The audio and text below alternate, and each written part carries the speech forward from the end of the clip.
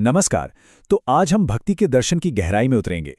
ये खास विवेचना सचिन जे कार्निक के अनुरोध पर है, जो energy and personal excellence LLC के संस्थापक और सीईओ हैं। वो रोजाना एक ऑनलाइन सत्संग करते हैं जिसमें आप सभी का स्वागत है। ये प्रस्तुति उनके कार्यक्रम के रिलीजियस स्टडीज आर्म की ओर से है। कहानी की शुरुआत ही एक ऐसी समस्या से होती है जिसे हम सब कहीं ना कहीं महसूस करते हैं। ऐसा लगता है जैसे जीवन एक आग की तरह है और हम इच्छाओं और तकलीफों में लगातार जल रहे हैं। तो ये जो जलने की अवस्था है ना, इसे संस्कृत परंपरा में संसार कहा गया है। पर आखिर ये संसार है क्या? चलिए समझते हैं। संसार मतलब जन्म, मृत्यु और फिर से जन्म का वो अंतहीन साइकिल जो दुख और एक तरह की असंतुष्टि से भरा हुआ है। इसे अक्सर एक खतरनाक जंगल की आग की तरह देखा जाता है, एक दावानल। ये वो चक्र हैं जिससे बहुत से आध्यात्मिक रास्ते हमें बाहर निकालने की बात करते हैं। एक ऐसी आग जिसमें हम सब कहीं ना कहीं फंसे हुए हैं। ठीक है, तो अगर हम इस आग में फंसे हैं तो इससे बाहर निकलने का रास्ता क्या है? इसका लक्ष्य क्या है? देखिए, ज्यादातर लोगों के लिए अल्टीमेट गोल इसी चक्र से आजाद होना है, मतलब मुक्ति पाना। और आजादी की इसी अवस्था को कहते हैं मोक्ष, संसार से पूरी तरह रिलीज। अक्सर इसे ऐसे समझा जाता है कि आत्मा एक अनंत आनंद से भरी इम्पर्सनल चेतना में जाके मिल जाती है, विलीन हो जाती है। और हाँ, कई परंपराओं में ये एक बहुत ही ऊंचा और सार्थक लक्ष्य माना गया है।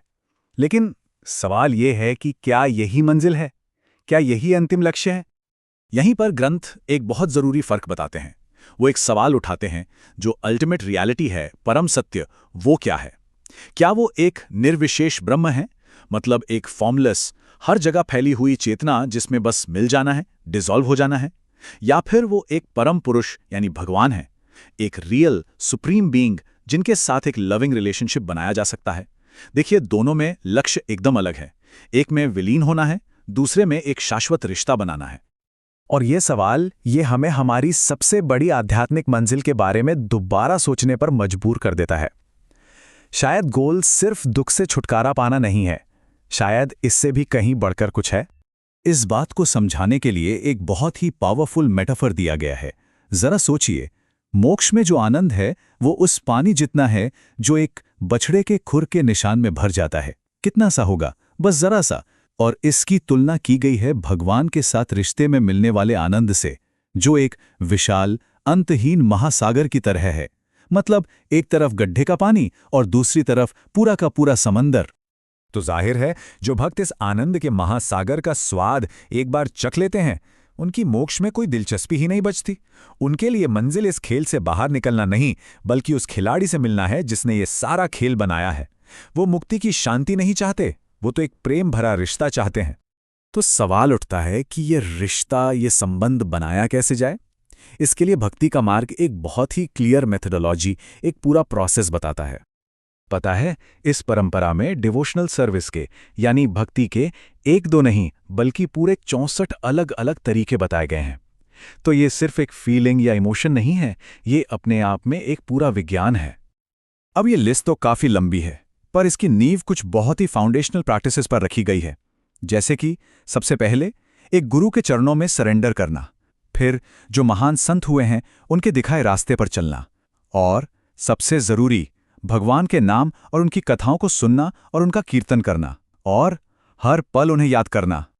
लेकिन एक मिनट, ये सब बाहरी प्रैक्टिसेस ये तभी असरदार होती हैं जब इनके साथ साथ अंदर एक खास तरह का माइंडसेट हो, एक खास भाव हो। और ये हमें सिखाया है महान संत श्री चैतन्य ने।